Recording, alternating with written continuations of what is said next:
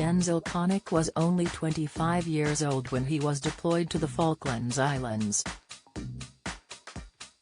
Part of 3 Para, the 3rd Battalion, Parachute Regiment, his crew had planned to attack the Argentines on Mount Longdon in what is known as a silent assault.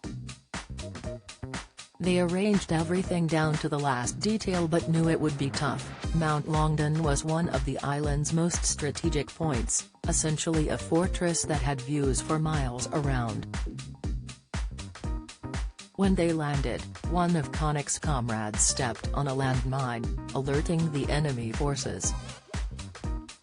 What followed was a 12-hour all-out battle, in which Connick was seriously injured. Artillery fire took his left leg off, and his right leg was severely damaged.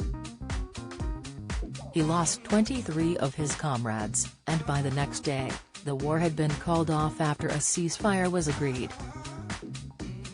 Connick recovered aboard the SS Uganda hospital ship, and when he eventually arrived back home in Britain, spent a chunk of time at the Queen Elizabeth Hospital in Greenwich, London. While there, Connick had an unsuspecting visitor, the then Prince Charles. Falklands hero honoured by King Charles says veterans being forgotten. Connick told Express.co.uk, "He presented me with a bottle of Bell's whiskey, and he signed the label." In 2023, a 1-litre bottle of Bell's original whiskey will set you back £22.50 at Tesco. Connick added, "That whiskey didn't last long, though, and I couldn't tell you where that bottle went."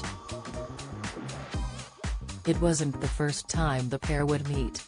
In the 90s, Connick co-founded the group Summa 82, the South Atlantic Medial Association 1982, dedicated to those who fought in the Falklands. Through this group he and others helped veterans of the war to come to terms with the experiences they had and trauma they may have taken home with them. Bell's original whiskey. Connick and Dr. Rick Jolly, a Royal Navy medical officer who served in the Falklands War and who died in 2018, persuaded Charles to become a patron of the charity, something which he continues to help to this day. And soon, Connick will once again meet with Charles, though this time the royal will be king.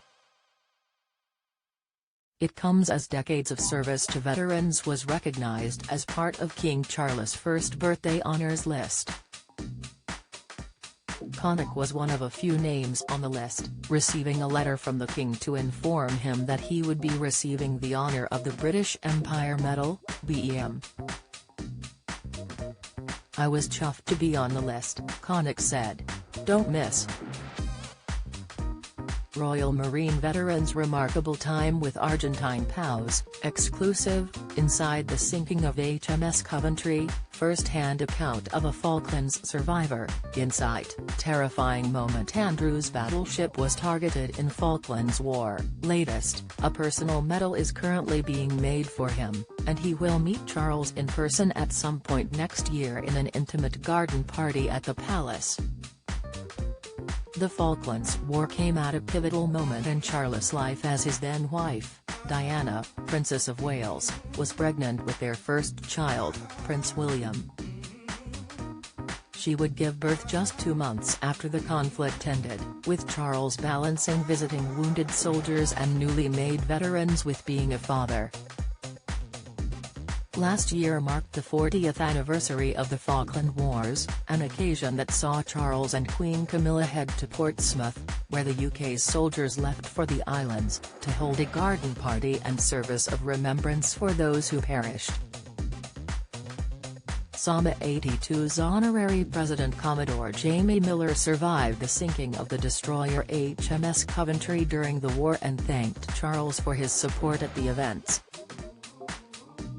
He said, "For veterans and families, your support is as important to us today as it was 40 years ago. We can look back with pride and look forward with our heads held high."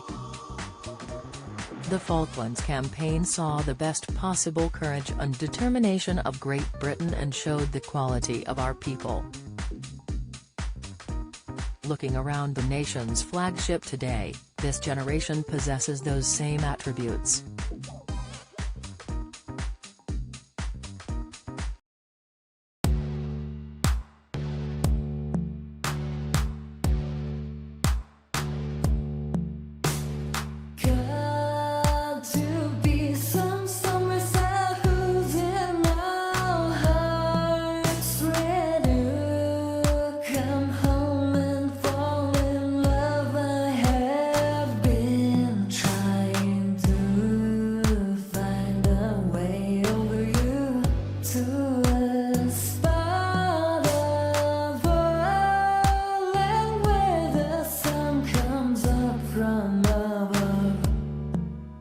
Now take